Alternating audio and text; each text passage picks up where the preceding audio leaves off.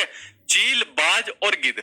तो चील, बाज और गिद्ध ये हमसे 4 गुना अधिक दूरी तक देख पाते हैं। सीटेट में सबसे ज्यादा आपका यही पूछा जाता है कि हमसे 4 गुना अधिक दूरी तक देखने वाले जानवर को, पक्षी कौन से होते हैं।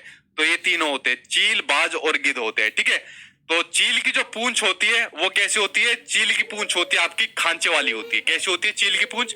आपकी खांचे वाली होती है। ठीक, उसके अलावा गिद्ध जो होता है वो मरे हुए जानवरों को खाकर जगह साफ कर देता है और आकाश में ऊंचाई पर उड़ता रहता है।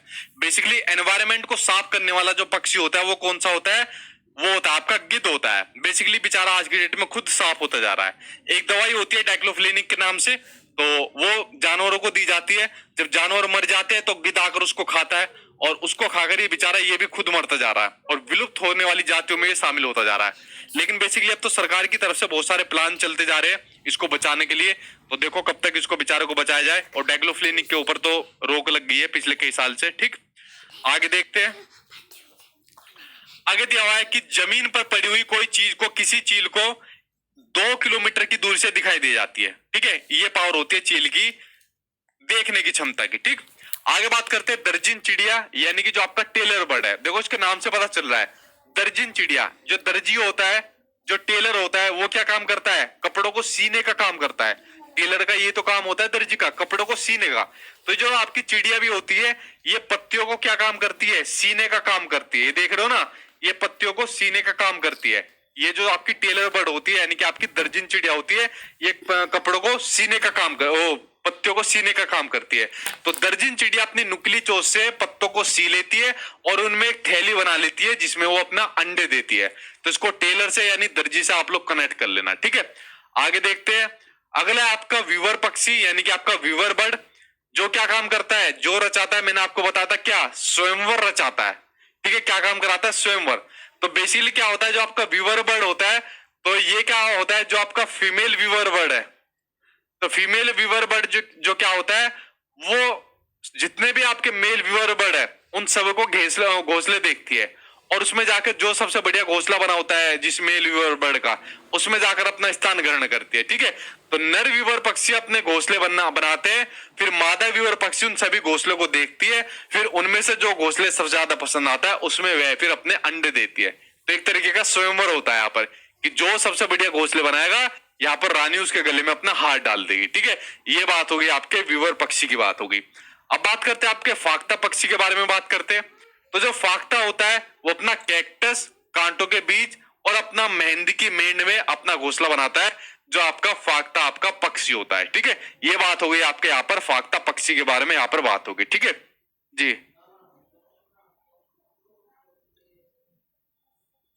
ठीक है भाई। तो फाख्ता पक्षी के बारे में बात हो गई आपके। अगला आपका कलचीडी के बारे में बात करते हैं, इंडियन रोबिन के बारे में बात करते हैं। तो कलचीडी क्या काम करती है? कलचीडी पत्थरों के बीच में अपना घोंसला बनाती है और इनके घोंसले में पौधों की नाजुक टहनी होती है, जड़ें होती है, ऊन होती है, बाल होती है और रुई होती है। ये सब बिछा रहता है किसके अंदर? आपके कलचीडी के अंदर। और यह छोटे छोटे कीड़े खाती है और इनकी चोंच कैसी रहती है? अंदर से लाल होती है। जो इसकी ये वाली जो चोंच रहती है ये अंदर से आपको लाल देखने को मिलेगी, जो आपकी कलचीडी की जो आपकी चोंच आपको देखने को मिलेगी। ठीक है, आगे बात करते हैं आपकी मैना के बारे में। मैना और उल्लू दोनों के बारे में बात करो तो देखो, उल्लू पिछली बार आपके एग्जाम में भर भर के आपको सीटेट के एग्जाम में पूछा गया। उल्लू ने तो पिछली बार कमाल कर दिया। ठीक है, तो देखो जरा उल्लू के बारे में पढ़ते हैं। ठीक है, रात में जागने वाला कौन होता है? उल्लू। तो आप लोग क्या काम करो? रात में जाग रहे हो तो क्या हो गए? उल्लू हो गए। ठीक, तो देखो उल्लू के बारे में पढ़ो तो उल्लू क्या काम करता है और मैना क्या काम करती है। देखो, जो मैना होती है वो अपनी गर्दन को क्या काम करती है? झटके से पीछे करती है। ठीक है, तो अपनी गर्दन को झटके से एकदम पीछे करती है। लेकिन जो उल्लू होता है वो अपनी गर्दन को काफी पीछे तक अपनी घुमा लेता है। काफी जगह पर ये भी होता है कि उल्लू अपनी गर्दन को 360 डिग्री तक घुमा लेता है। ठीक है, बट 360 डिग्री तक नहीं घुमाता, लेकिन काफी हद तक घुमा लेता है। ठीक है, कह सकते हैं 250 डिग्री, 270 डिग्री, लेकिन काफी जगह 360 डिग्री भी है। तो जो मैना होती है वो अपनी गर्दन को झटके से पीछे घुमा लेती है, लेकिन जो उल्लू होता है वो काफी अपनी गर्दन को गोल गोल घुमा लेता है, यानी अपनी गर्दन को एक तरीके से 360 डिग्री के आसपास तक घुमा लेता है। ठीक है, ये बात उल्लू के बारे में हो गई। सबसे महत्वपूर्ण पॉइंट जो पिछली बार आपके ऑनलाइन एग्जाम में सबसे ज्यादा पूछा गया कि उल्लू की आंखें कैसी होती है, हमारी तरह होती है। कैसी होती है? इसकी आंखें देख रहे हो कैसी होती है? हमारी तरह होती है, मानव की तरह, सामने की तरह होती है। ठीक है, ये सबसे मेन पॉइंट पिछली बार आपके ऑनलाइन एग्जाम में उल्लू से आपका पूछा गया। ठीक, तो आप लोग समझ गए। चलिए बात करते हैं अब आपके अगले के बारे में बात करते हैं। ठीक है, चलिए अगले के बारे में बात करते हैं। आगे आपको क्या दिया हुआ है, अगला बात करते हैं कौवे के बारे में, क्रो के बारे में बात करते हैं। देखो क्रो कितना जेंटलमैन है, जेंटलमैन के बारे में बात करते हैं। कौवे के घोंसले में लोहे के तार होते हैं और लकड़ी की टहनियां होती है, जिससे वो अपने घोंसले के अंदर वो डालता रहता है। और क्या काम करता है कौवे जो अपना घोंसला बनाता है, वो पेड़ की ऊंची डाली पर अपना घोंसला बनाता है कौवा। और कोयल अपना घोंसला नहीं बनाती। अब क्या होगा, कोयल का अपना घोंसला कहाँ बनाती है, वो कोए के घोंसले में अपने अंडे देती है। ठीक है, किसके घोंसले में? कोए के घोंसले में अंडा देती है। और कोआ भाई दे भी अपने परमिशन भी दे देता है कि ठीक है भाई कोयल तो मेरे घोंसले में अंडे दे दे। और उसके अलावा जो कोआ होता है एक कदम और आगे कहता है, वो कहता है कि कोयल एक काम और कर भाई, तेरे अंडे को मैं से भी दूंगा। ठीक है, मतलब अपने घर में एंट्री भी दे रहा है और उसके अंडों को सेने का भी काम कर रहा है। तो देखो कितना जेंटलमैन आदमी है आपका कोयल। ठीक, देखे कि मैसेज आया, देखो ऊपर क्या। ठीक है, कोआ अपने अंडों के साथ कोयल के अंडों को भी सेता है, ये भी बात यहाँ पर आपकी मैंने आपको बता दी। ठीक, इतना जेंटलमैन आदमी है। अब बात करते हैं गोरैया की, बात करते हैं। तो दिल्ली वालों जरा अलर्ट हो जाओ। गोरैया क्या है? गोरैया आप लोगों का आपका राजकीय पक्षी है। क्या है गोरैया? आप लोगों का राजकीय पक्षी है। ठीक है, हालांकि दिल्ली में आपको एक कहीं देखने को नहीं मिलेगा आपका राजकीय पक्षी। ठीक, तो गोरैया अलमारी के ऊपर आईने के पीछे अपना घोंसला बनाते हैं। गोरैया वह पक्षी है जो दिल्ली में सामान्य रूप से दिखाई देता था, बट इस चिड़िया के बारे में जागरूकता बढ़ाने के लिए एक विशेष दिन मनाया जाता है। क्या मनाया जाता है आपका? एक विशेष दिन आपका मनाया जाता है, जो आपका दिल्ली के अंदर आपका मनाया जाता है। ठीक है, क्योंकि जब से शहरीकरण हुआ है, जब से आपका गोरैया आपको विलुप्त होते आपको देखने को मिल रहे हैं, तो ये जो दिन मनाया जाता है, ये दिन मनाया जाता है आपका शीला दीक्षित की अगुवाई में। किनकी? शीला दीक्षित जब मतलब जिंदा थी, उनकी अगुवाई में मनाया जाता था आपका 20 मार्च को। ठीक है, कब मनाया जाता था? 20 मार्च से आपका शुरुआत हुआ।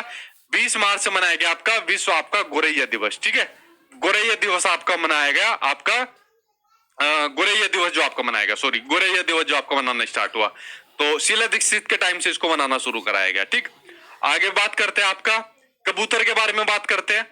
कबूतर क्या काम करता है भाई, इसके ऊपर नजर डालते हैं। कबूतर पुराने मकान में या खंडर में अपना घोंसला बनाता है, ये बात बस इतनी आपके एनसीईआरटी में दी हुई है। उसके अलावा जो कौवा होता है, गिलहरी होती है, बिल्ली होती है और चूहा होता है, इसके एक नाम और मिस हो गया जो आपके एनसीईआरटी में दिया हुआ है।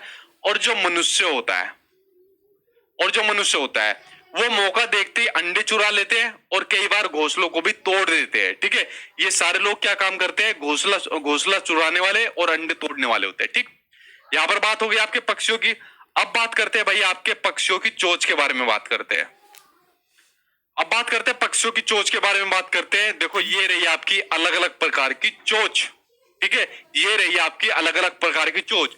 जैसे पहली चोंच आपके सामने स्क्रीन पर दिख रही है, ये रही आपकी चोंच जो आपकी हुक जैसी चोंच दिख रही है। ठीक है, जैसे आपकी हुक जैसी चोंच है, ये आपकी किस लिए काम आती है? ये आपकी मांस को चीर फाड़ करने के लिए काम आती है।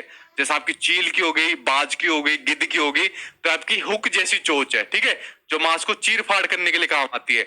लकड़ी में छेद करने के लिए वाली चोंच होगी, फूलों का रस चूसने वाली चोंच होगी। तो सभी अलग अलग प्रकार की चोंच आपके एनसीईआरटी के अंदर आपको दी हुई है। ठीक, अब इनके बारे में थोड़ा सा नीचे पढ़ लेते हैं, जो आपके एग्जाम के पॉइंट ऑफ व्यू से जानना आपके लिए जरूरी है। जैसे पहले आपके सामने यही आ गई कि जो आपकी हुक वाली जैसी चोंच है, जैसे आपके ब्याज, चील और गिद्ध जो आपकी चोंच वाले होते हैं, जो आपके मांसाहारी पक्षियों की चोंच होती है, जो मांस को काटने के लिए आपके काम आती है। ठीक, तोते की जो चोंच होती है वो घुमावदार चोंच होती है, जो फल कुतरने के काम आती है। ठीक है, इस तरीके की जो आपकी घुमावदार चोंच होती है वो आपकी चोंच तोते की चोंच होती है। कबूतर, गोरैया आदि की चोंच कैसी होती है? छोटी और चौड़ी और मजबूत, जो किसके काम आती है? अनाज के दानों को तोड़ने में काम आती है। किसकी? आपकी जो आपके कबूतर की चोंच होती है। ठीक है, कहा गया है ये रही आपके कबूतर की इस तरीके की चोंच आपकी, जो बीज को अनाज को तोड़ने के काम आती है। उसके अलावा अगली चोंचों के बारे में कुछ पढ़ते हैं। ठीक है, देखो आप लोग तो चोंच चला ही नहीं पा रहे हो, उस तरफ से बैठे हुए हो, कुछ चोंच चली नहीं है आप लोगों की। अगली चोंच के बारे में बात करते हैं। मछली पकड़ने के लिए चिड़ियों जैसी जो चोंच रहती है, ठीक है, मछली पकड़ने वाली चिड़ियों जैसी सारस, बगुला आदि की जो चोंच कैसी रहती है, लंबी और पतली सुई जैसी चोंच, इस तरीके से चोंच रहती है, ठीक है, ऐसी लंबी सी चोंच, वो उनकी सारस की और बगुले की चोंच रहती है। कुछ पक्षियों की चोंच में फिल्ट्रेशन सिस्टम रहता है, ठीक है, कैसा सिस्टम रहता है, फिल्ट्रेशन सिस्टम, यानी ऐसी चोंच रहती है, अगर कुछ गंदगी आती है, कीचड़ आती है, धूल मिट्टी आती है, उसको साफ कर देती है, ऐसा फिल्ट्रेशन सिस्टम रहता है। वो किस में रहता है, हंस में रहता है, बत्तख में रहता है, ठीक है। तो ऐसी इनके अंदर ये वाली चोंच रहती है। तो यहाँ पर इनकी चोंच खत्म हुई, और चोंच के बाद बात करते हैं अब आपके